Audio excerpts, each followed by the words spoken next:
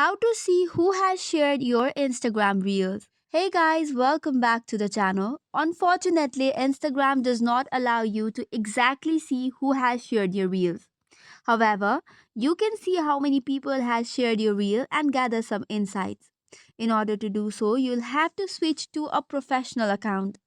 In order to switch, you have to tap on your profile, tap on the three horizontal lines to go to settings.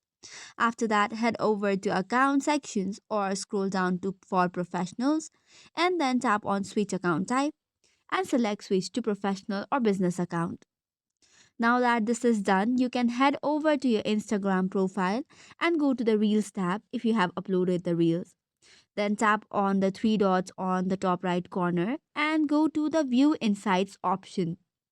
Once you click on View Insights, it will take you to Post Insights and you can see the share icon and its count under interactions.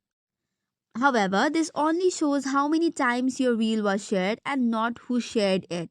Likewise, if you have tagged someone and they share your reels to their story and tags you, you'll receive a notification in the activity tab.